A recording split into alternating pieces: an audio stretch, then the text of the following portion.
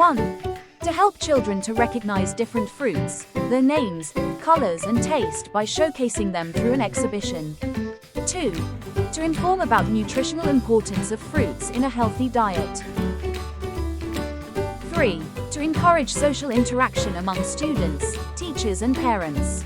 4. To provide opportunities for students to share their ideas and build their confidence. 5. To enhance life skills of the students.